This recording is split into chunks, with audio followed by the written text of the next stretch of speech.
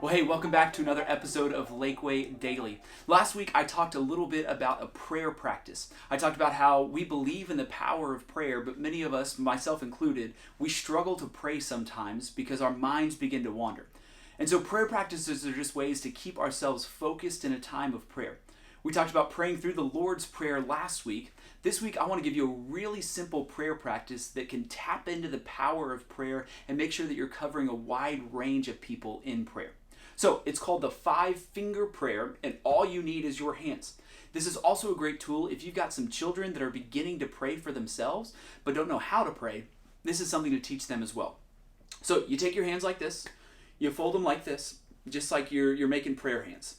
And then each finger, each of your 5 fingers, has a different subject to pray for. So you start with your thumb because it's closest to you and it's closest to your heart. This is when you would pray for the people closest to you. For your family, for your friends, for your mom, your dad, your children, your siblings, all those people that are close to you, praying for their protection and their safety and their love of God. Then you go to the pointer finger, and this represents the people that point us in the right direction. So think teachers, think preachers, especially right now where schools are out and all of our parents have become homeschool teachers. This is a great time. If you're one of those parents, pray for yourself. If you're not one of those parents, pray for those parents who now have their kids and are adjusting to a new rhythm of teaching them every day.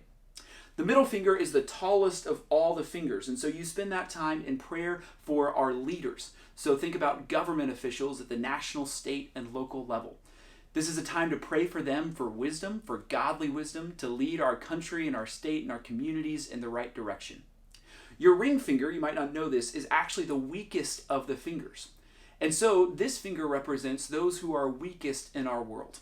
I think this is a great time to be praying for the people who are fighting the coronavirus, for the people who are sick, who are facing cancer, who are facing surgery, those at nursing homes and retirement facilities that are apart from their families and their friends right now.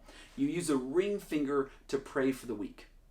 And then after you've prayed through all of those different people, the very last one is yourself. I don't know about you, but sometimes I have a tendency to pray for myself first.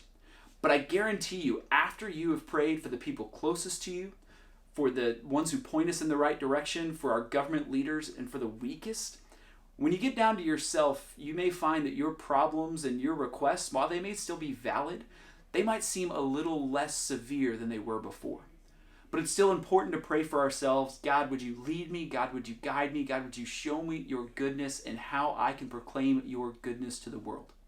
So that's the 5-finger prayer. I'll encourage you to pray it today, pray it tomorrow, pray it the next day. May we be a people of prayer, tapping into the power that God has and tapping into the amazing things that happens when God's people pray and he listens.